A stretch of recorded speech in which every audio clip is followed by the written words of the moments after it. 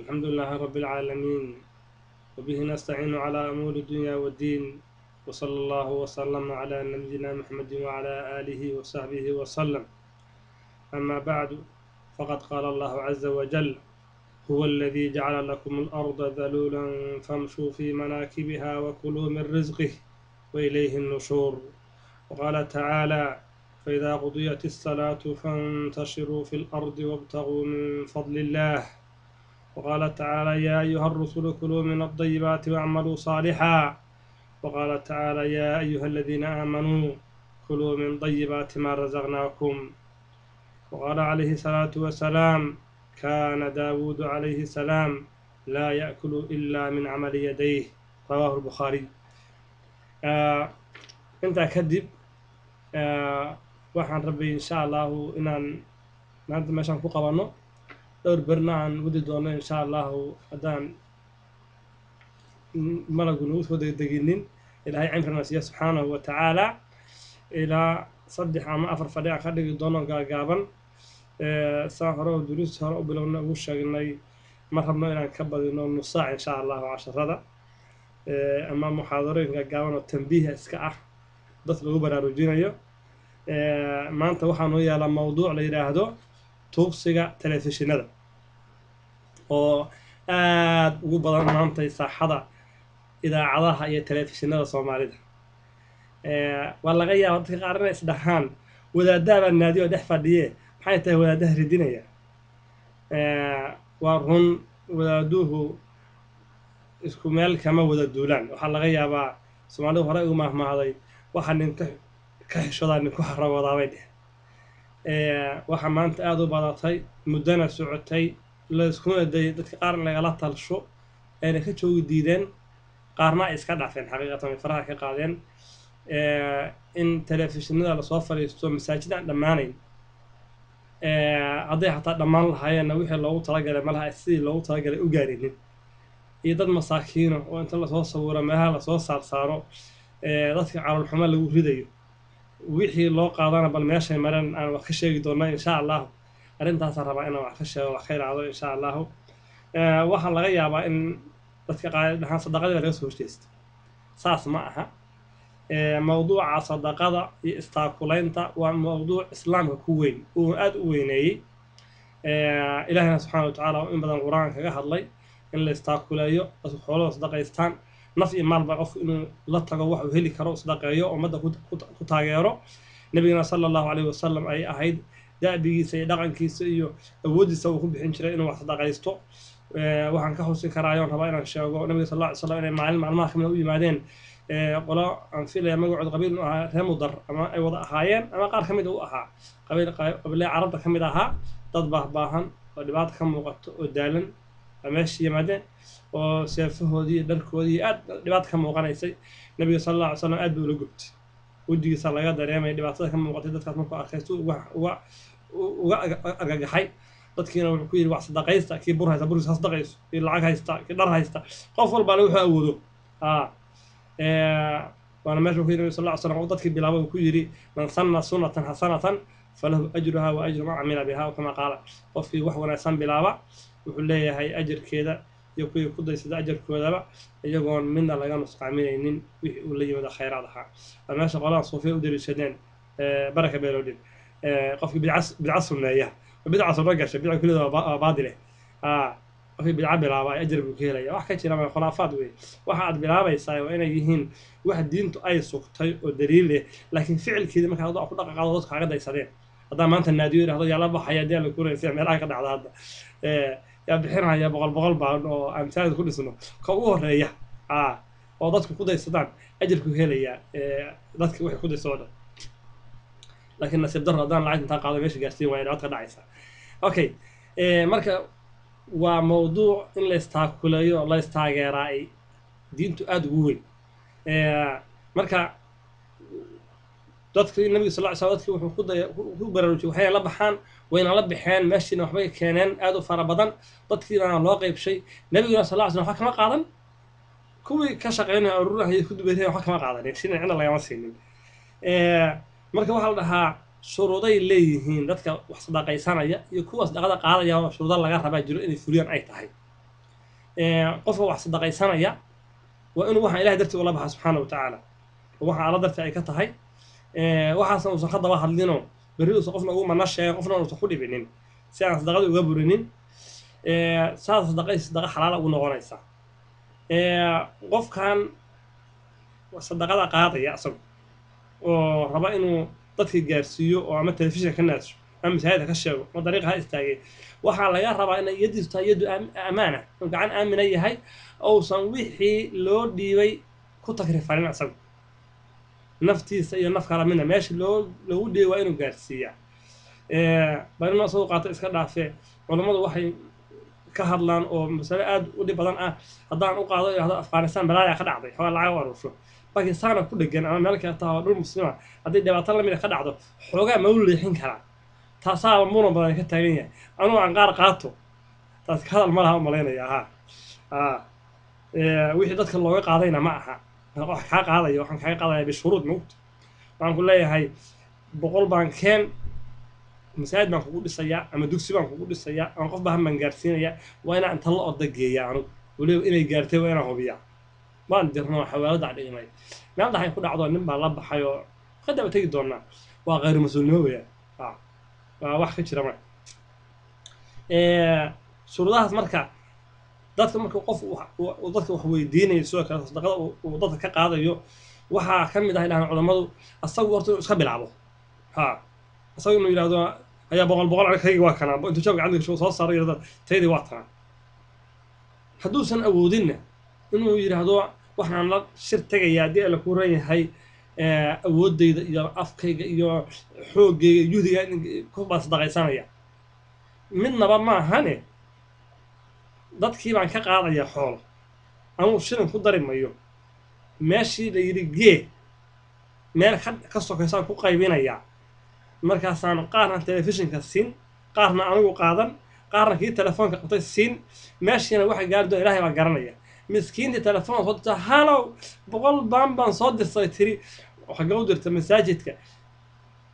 awdata wax ma gaareen waa ka hadli doonaa insha Allah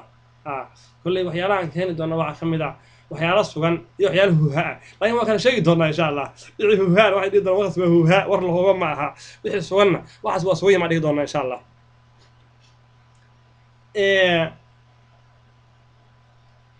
intaan ugu gudbin marka masalooyinka u si dhexgelinin waxaan kaloo ka hadli doonaa insha Allah waxaan sadaqa miyaa horta misana beec baa ka dhacay halaw sheekh $100 baan soo dirsaday gabar baa ii guursan rabayo arooskii baa dhibka taagan yahay soo ducee sadaqa miyaa mise wadaadkan ducadii baa laga gatay waa ka hadlaynaa insha Allah dadkuna aad weyn bay barihan dhaga ugu taagayaan arrintaas wadaadadiina waxaad bad moodaaba dad baan ay shaqo ka dhigteen oo masaladii ay noqotay masalo ka baxday xaajadii loo rabay oo way dhacday Yurub iyo America masaajida fara badan baa lagu dhisay in wax la naadshay oo inta telefishinka loo tagay baahi jirtay loo naadiyay loogana faa'iideystay baani kuma jirto dad baahna oo ama jirana ama wax kala qabeen baa lacag loo naadiyay waa loo soo helay alxamdulillah ku guuleysteen laakiin waxay dhahaan dharigii fud farabadiya uu fud khaladeeyaa bay dhaheen wixii xadka laga saaray han laga saaree dad isleedahay malaha maba xishoonayaan oo sariigti wajigooda ku taalay way iska dhaafeen baa u soo fariistay qisooyin keen doona wax kamid ah tan hadda in shay ana goobjoog u ahaa mid baa telefishin soo fariistay marka ceel mise wuxuu naadinay wax halaw dhuhu waay anagu hor fadhi waa fiirsanay wuxuu yiri hanaga aamusin ilaahay idinka aamusin waa meel lagu jabay mar boqolaad dadkii u dhamaaday dee la kuuranayahay dahab dhamaaday oo ayuuta dhamaatay oo char benefit inuu dhamaadeen oo meel lagu kala tagay way oo ehmiyo baa la gowda ku hayay buu leeyahay hanaga aamusin ilaahay idinka aamusinin marka xogaa xataa waji gabac qofka inuu dareemaa intaan aakhiraba la gaarinin adduunkan masaladan ilxaax loo yaqaan dadka lagu celcelinayo bariyaha laga badinayo waji muruska bal hada diintu maxay ka qabtaa waxaan ku soo arooray masalooyinka noocaas oo dadka lagu dhibahayo dadka takasuran waxa la yidhahdo waxba si loo weydiinayo oo xadkeedii ka baxday wiciisa badan baa ku soo arooray ama goodis waxyaalaha culammada ay dhahaana weeye wax kasta oo in laysku amaal marinaya dhibaato iyo ciqaab iyo cadaab laysku ballan qaado xaaraan wey in la sameeyaa waa ficil mamnuuc ay tahay in lagu dhaqaaqo حديث ورنا أبو هريرة النبي صلى الله عليه وسلم إن الله يرضى لكم ثلاثا إلهي صدح رالب إنتقية ويكره لكم ثلاثا صدحنا ويدين معي أنا سميسان فيرضى لكم الله وحر رالب إنتقية أن تعبدوه ولا تشركوا به شيئا الله إن عابدا وإحنا أن أشرك لنا إلهي الله سبحانه وتعالى واقرت وأن تعتصموا بحبل الله جميعا ولا تفرقوا وحكر الله رالك يا سبحانه وتعالى إن آد الله عابدان إن إسقاء وحكودا إن حرج الله قبستان وإن كلا تجنينا إله الله يا سبحانه وتعالى ويكره لكم الله وحو إدين كهذا وإدين معي قيل وقال وحل يدي وحجر وأن له هو إسقاء يعقي وحجر واحد وكثرة السؤال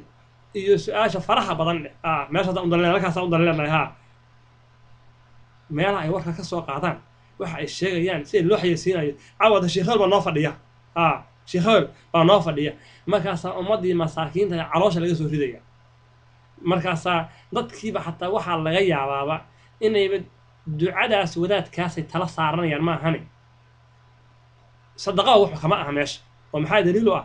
halaw $100 baan la soo baxay sharcigii baan waayay shay wadankan ingiriisan jooga sharciga la diiday soo duceey gaw inta farsanayo ilaa inta karido mid kala maqlaya marka soo wactamayana sidoo kale kuwii sharci soo socda malaha hoos soo direen oo dariiqa soo maray ba soo dhacaya ilaa moota ilaahay subxaanahu wa ta'ala qorin cidna ma helayaan inta waa asbaab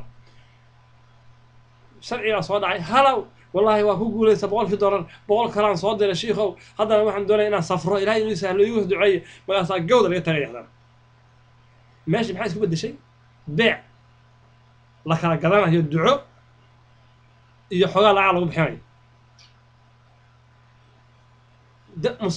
masaladan maxay ku bilaabatay masaajid inta u bixiyo masaajid inta u keena okay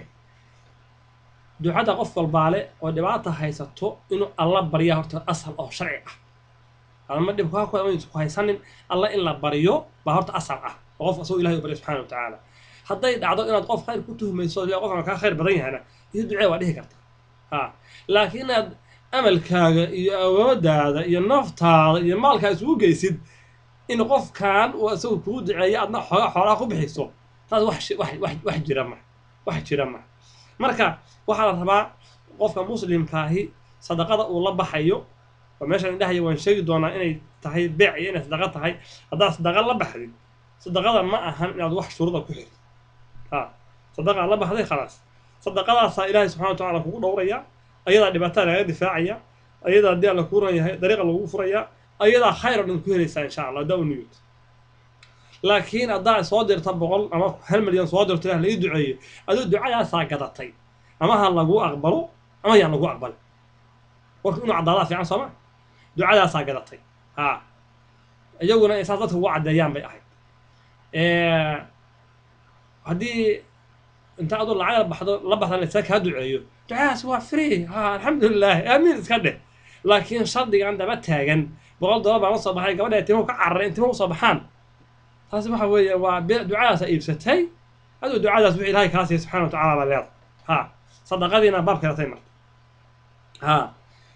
النبي صلى الله عليه وسلم وحو كدري markuu dhahayay ilaahay saddex shay idin nacay waa idaacatul maal iyo qof xoolaha inuu ku cayaaro oo xoolaha meel aan munaasab ahayn oo ku baxsho in xoolaha hada lagu cayaaray imaanaysa in wadaad iska fadhiyo oo wax umada ugu fadhiyo weyn aysan jirinin iyo telefishin ganacsi u furan $100 ay kala goostaan soo diratay adigu dadkana aan loo sheegin waxyaalaha suwan waxa kamid ah in lacagtii la soo diro oo adu soo dirto ama aanu diro ama xalima soo dirto in meesha percentage ka jiro oo telefishinkana bar la kacayo wadaadkan waad ku hayaan oo bar la kacayo ama 4 meelood meel la kacayo kii telefoonka qabanayana inta la kacayo mid ba waxaan warsanay jaamacad ka baxay meelaha jooga dhaqaale wax bartay bal yahay hada mabruuk jaamacadina waa dhamaysa shaqo ma heshay war wuxuu yiri waxaan gaala laga daba ordayo ilaahay baa nooga raayay oo maxaad qabataa sheekhow wuxuu yiri maarta waadaa telefishin khanaadsa baa dadka u daba galaa buu yiri ha dadkii wax isku qoray marka guriga kun baan ku qaataa buu yiri ha guriga iska fadhiya saw telefoonada loo soo gudbiyaa haladaas ku haya ha wata $100 isku qortay barakallahu fiik ilaahay ku barakay gabar yahay dahabkii isku qortay ha wata tiri ilaahay wax ka soo qaadaya awaadi xalay oo dhan ku ducaynay bartaas ku daba galaasna marka wuxuu yiri waxaan gaaladan iyo shaqo raa'iskaas iyo foombuuska ilaahay baa nooga rabay subxaanahu wa ta'aala wuxuu yiri sahal hadda hawsha fiican tahay marka kan telefoonka diray aan ku qaatay wadaadkii waawda ku hayay taari xalay maxaa u malaynaysaa waa arrimo sugan wadadeena qaarkood meeshan baabuur 2012 watay 13 bootada lagu hayay sida la isu kala jiiday caadi ma أنا مبدأ يقول لي شيخ دوسي وكمش ولا بريها أنا تبرعات خيرات ما هو احتراي بليس دوسي يعني لوريك قال له ما نقول دوسي باقي دوسي توصل لقى هذه قالوا كان لوريك مية مركز الشغال حدا مبدأ يقول هي صحيح عيد بلقيتك عمل بلقيتك لكن عمل غير ثاني بلقيتك دورنا إن شاء الله عزيزكم النبي صلى الله عليه وسلم ما يزال الرجل يسأل الناس حتى يأتي يوم القيامة ليس في وجهه نزعة لحم أو كما قال قف كسول مايو إنه ضدك خبرصان هيو كان لكو هيو إلى وإلهي آخرها قيامة لكل أسوأ ودي يسوى هيري بلا حيني حرق مفلق قسي سوالي واحد بدها قفنا سريق ملامية مرة قف سؤال كبا بجو وقعش مرة قف إنه حشوده قف إنه تكثر وحور صدو وضدك وحور ويدين أيو way khatar badan waa arin oo aan diiniyan iyo aqliyan midna fiicnayn walaa siima dadka walaadada ah oo wanaaga laga filayay wanaga dadku waxay nagu sheegaano ama ikhwaan noo yaqaanaan ama itixaad noo yaqaan ama gardheeraha noo yaqaan ama suragaab noo yaqaanaan caamada magaca doomay nagu yeeraan laakiin anagu waadaan isku naqaana ayo wadaay rabaa nagu yeeraan ha dadka qaabka salafiye noo yaqaanaan oo waxay dhahaan ikhwaanka waxay dhahaan itixaadka wax dhahan wahaabiyo waxaas waduu magaalada caamadu iska taqaana weyn laakiin dad badan alxamdulillaah hadda way ku baraarugeen way barteen dadkeena waada loo yaqaana nimanka naga soo horjeeda wax loo yaqaana soofiya loo yaqaana nimanka soofiyada ah waagi hore waa iska jirnay hadda xogaa xaaladu deganta si qabuuday hadda wax badan waa la babartay dadku xogaa hadda waa la degay marka nimanka soofiyada waxaan ku xaman jirnay oo isku cayn jirnay oo ku rafay jirnay dadka xoolahooday daba galaan ku dhagan yihiin maanta oo dhan meel laga dhintay iyo siyaaro iyo mid loo duceeyo iyo mid xirsi loo gooyo dadka jeebkooda ku maqan yihiin war hadda anaga baa ka darnay kuwaan telefishinada fadhiya way naceebayeen balaayo wixii hore ka daran bay keeneen nimankaasi siyaaray aadi jireen meelahaas ay riig ka qalan jireen kani meelna dhaafi mayo bangi buu galay oo dee la kuranyahay meelihii maxay ahayd ayuutooyinkii ayuutadii buu galay oo dee la kuranyahay waxa islaan in isku dhagan ma leeyahay waxyaalaha ugu daran waxa weeye gabdhaha taariikhda laga dhigtaa gabdhaha aad loo abaaraa wuxuu leeyahay gabdhaha raga ka fiican waxaan rabaa 5 gabdhood oo min 500 bixisa maxaa gabdhaha kale kugu dhajiyay sadaqada ka dhig mudlaq mid sii daysan ilaahay dartii loo dalbanayo subxaanahu wa ta'aala yaa wax la baxaya dheh gabadhii inaad gaar ugu soo dhigto tirada gabdhaha keen reerkuna hadee waxa laga yaabaa inuu aabba leeyahay waabana leeyahay oo dii la kulan yahay tala ka dhaxaysa quraanka aayad bay macnaha lagu leeyahay subxaanahu wa ta'aala wa'tul buyuta min abwaabiha guriga albaabada ka soo gala inkastoo samsulku aayadda meel kale ahayd haddana waxaan u daliishanaynaa guryaha laga soo galo albaabka guriga daaqada ka soo dhicinina gabadha oo yaryaarane waxa uu tiraahdaa dii la kulan yahay reerka abihi ma jooga daaqada reer ma wacdo ama adaada u dhahaynin cidna kala qaadine si guud u weydii sadaqada yaa wax la baxaya dheh waxa lagu sameeyay dadkii oo aad loogu beer dilay oo nafta loogu keenay duco iyo beer laxawsi aad u tira badan ceebaha meesha ka dhacay wax kamid marka saxda sheegayaba ceebahaas waadihii la ceebeeyay oo laga dhigay gacantooda gacan wax horsanaysa nabiga sallallahu alayhi wasallam al-yad عليا خير من يد السفلى كما قال قاعدة صاريتوها بحنيسة باكا خير بدل من ده وحورسنيسة وانا وادها wax toogsada ma dadkaasay u shaqeeyaan diinta dadka u faraan deena guuran yahay kii jiran bay quraan saaraan kii guursanay u mehriyaan labadiis haystay garta u qaybshaan haddii alla ku raya kitaabaha ay akhriyaan dadka cilmiga baraan war culamada laguma aqoon intay soo wareegaan inay dadka tugsadaan hadday dhacdo meel dhibaata ka dhacdo si nabiga sheegay sallallahu alayhi wasallam uu yeeli jiray camal dadka waa dhihi kartaa waa dadka u gurmada haa laakiin soo gurmada oo aniga iyo dadka noo wada gurmada anaa konton siiya miskiina konton siiya taasi waxa weeye la jiifiyaana bannaan wey haa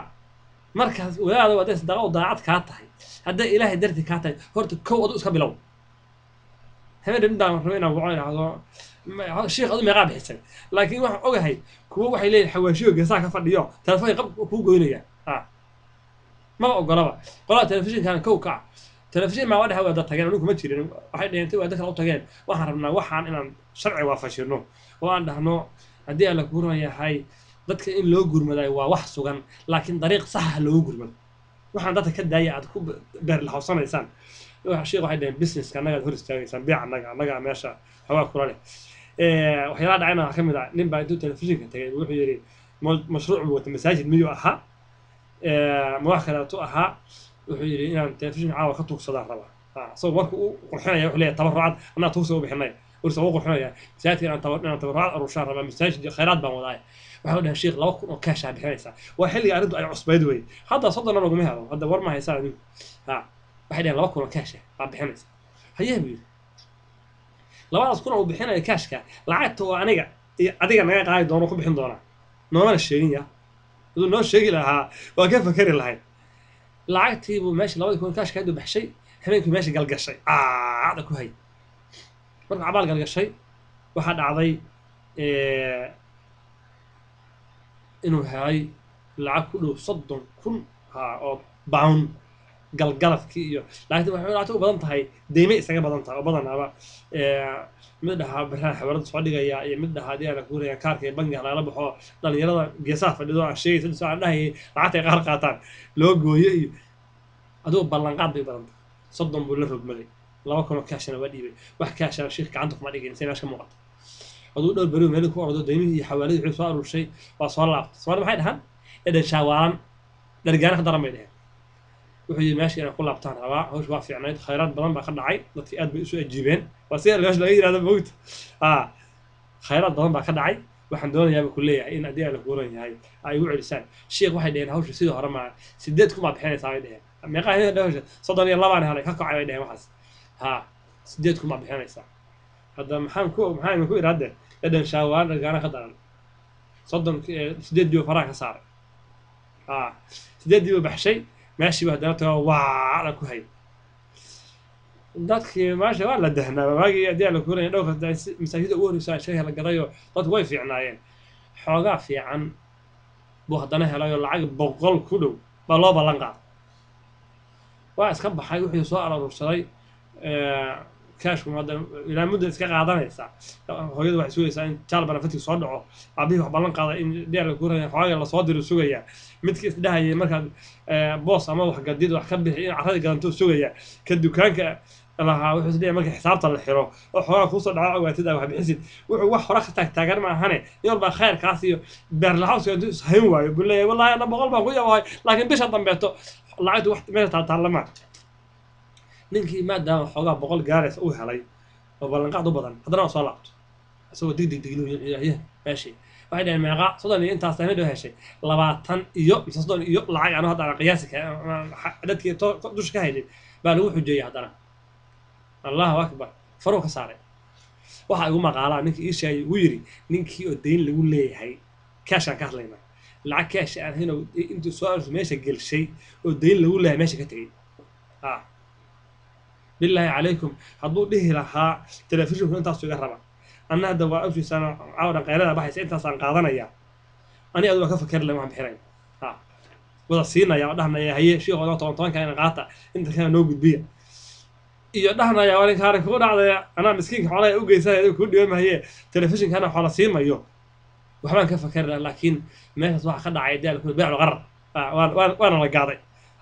marka wadaada waxaan leenahay war hawsha ay hoos gelinay laba adinka u doofan horta waxaan qaadanaysaan xaq ma leedina qaadataan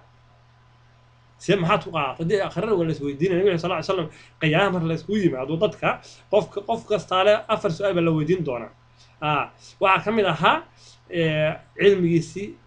wuxuu ku sameeyey iyo cimrigiisa la siiyey subxaana watacaala iyo maalkiisii marka maalka laba su-aal baa ku jirtay waxay ahayd xayaa kaa soo galay xayaa ku bixis haddii lagu dhaho aakhiro war boqolkii doolar cambara ka qaaday maxaa konton ku qaadatay ama 25 ku qaadatay aakhiro maxaa leedahay oo gaariga 2012 kala baxday arrin khatar wey arrintaas arrin khatar wey marka si xal kugu noqoto weydii sheeg waxaad tidhahdaa maqla wacdigaani wacd iga dhacaysa horta anu shin lacag biximayo dadka waxay u qaadanayaan shiikhu asagu horta inuu qadimay oo asagu ku baxshay ilaa alla ay ka tahay shiikhu wallahi bini bixin ba asaga tanoo qaar ka raba horta waa inaad caddaysaa inaad waxba ku darsanin tan labaadna waa inaad sheegtaa shaqaala ahay waa shaqeyna warkan aan leeyahay iyo aayadahan iyo qur-aankan aan gawda ku hayaay haddii alla kuu ran yahay maxaa aayad meel saahin la dhigay maxaa xadiid qoorta laga jabshay waxaa maqli jiray nimanka walaalyahan tabliiqa khayr allah siiyey baa aayaatul jihaad dhammaantood ay usoo qaateen in tabliiq loo baxo wixii aayad jihaad kusoo arorto dhan fii sabiilillaahi waxay leeyihin waa in la baxaa waxgee la adaya dadka diinta loo soo sheegaya ma xumayn kuwaanay ka fiicnaayeen kuwaanay ka fiicnaayeen ta'wiil aayadda qoorta la qabtay iyo xadiidkii baa la jeedshay marka meeshaana sidii camal baa ka socota laakiin waxaan leenahay wadaadow xoolahan aad qaadanaysaan oo rabtaan dadka inaad ka qaadaan adiguna qaar qaataan qaarna sii gudbisaan horta asalku wuxuu ahaa haddaaba xoola qaadaan inaad sidii aad u qaadeen u gudbisaan si marka u xalaaloodo hawshaani noo sheega inta imisaad qaadanaysaa telefishin imaad siinaysaa miskiinkan lugta go-an telefishin kusoo sawirtay imisa u gey doontaa war anuu haddaan ula baxay inaan miskiinkaas 100 gaarsiiyo 100kii waa inuu sidiisa u gaaraa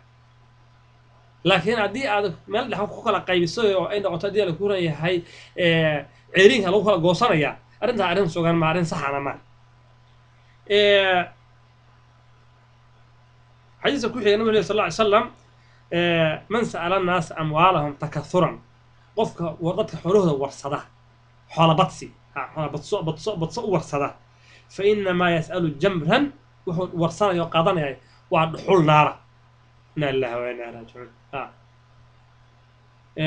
gabagii bacdallah waxaa ka mid ah allah u naxariiste nin dib jiray dabnaan shidan markaad hilib ka doonaysa nin dib jiray dabnaan shidan markaad hilib ka doonaysa danyaraa u geysay ilmuhu kama dulbooyeene adna daca qurun baa qalbigu kula dilaacaye inaad daar leedahana waa kuu daninayaayo wiil nin miskiin oo xalaba dib jiray ilmihii ka seexdeen oo waxba aan cuninin ba inta isoo hoydaan dhihi jiray qolahan walaalahena haddiisa aan sheegay soofiyadahay haddaad wanka arig ku jira noo qalinin balaayaa dhacays markaasuu leeyahay war ninkaan neefka ka qalanayso xalaba ilmihii waa ka dib jireen waxna ma cuninin ilmuhuna kama dul ooyeyna danyaraa u geysay adna coocda ku haysa daaca quran baa ku dilayo shalaa ka soo qalatay ilaha deriska maantana kanaad ka qalanaysaa marka waxaan ka wadaa waxay tahay miskiin dadkan aad waxu naadinayso aad nawda ku haysid oo leedahay baxshoy ka ridoy keenoy xoolahooda inaad gaarsiisaa xaq lagugu lahaa laakiin inaad adigoo haddii ala ku ran yahay qurxoon oo haddii ala ku ran yahay shaatiga oo kuu cad yahay oo 6 qabo oo shaqaysan kara inaad wax ka dul raadiso miskiinkaas magaciisa lagu soo qaaday oo kasii doontaay waa inkaar fawqa inkaar wey dadka qaarkood waxay keenaan dad aan isha u dhamaystiri karin dhibaatada ka muuqanaysa marka xataa naxariista bini aadamka wadamada ku nool Yurub iyo America iyo waxa ka jira bini aadanimo wax la yiraahdo diinku ma dhaqmaan laakiin bini aadanaas ay qorteen xataa bay isugu naxariistaan naxariistaas Ilaahay subhanahu wa ta'ala ku irsaaqa ku quutiya waxa duuka la baxaya ma duuka lagu soo cisha lagu siiya macnaha waxa wada xataa naxariistaas bini aadanimada human being lagu yaqaan xataa ma ay keenayso inaan qof disay balaho miskiin oo lu ya gacan ka jaban ay maqan tahay intaan 100 baan ku soo qaadaan 1 bini ka qaato ama 1 baan ka qaatay khasaaro arrinta arrin sugan ma marka waxaan leenahay ilaaha laga boqo subhanahu wa ta'ala waxaan leenahay faraha ka qaada dad badan baa laga waashay oo la yiri iska dhaafo daayay nin sheekh habeen soo wuxuu yiri kaala telefishinka lacag nooga naadi bas waxaan ku yiri wallahi lacag ku naasay iska dhaafay adinka ridinaya waan ku yiri markaas maxaa dhacay ma isku baraarugsanin xataa arrintan waxaan ku yiri arrintan arrin sugan ma aha wuxuu yiri anu gabdhaha ma taayib garayno waxaan ku yiri gabadhiga midna ma kala lahaay masaajid tirada ka bateen وانا كان دونا ان شاء الله مساجد iyo meelaha lacagta loo aruusho maxaa munaasabka ahayn xalaqada ku taqriir doona in sha Allah inka soo warka aad ugu badshay ninkii marka alxamdulilaahi waa la sheekaysanay faruuq ka qaad hameenka ugu dambeysay wuxuu yidhi lacag dambana naadin mayo mardana ma tagayo uu yidhi sidiibuna ka dhabeeyay waa nin shiikuhoo kolay london aad looga jecel yahay khayr allah siiyo nin aad u fiican wey marka dad fara badan baa ku dhunsan wadaado badan waa loo beenguuray waayihii horeto waxa la moodayay haddii aan la guuran yahay la moodi mayna wayba ahayd bad arrin baa fiican baa lagu qabtay laakiin wax kastaale waxay leeyihiin wax bi'iya marka dad bi'iya u soo baxay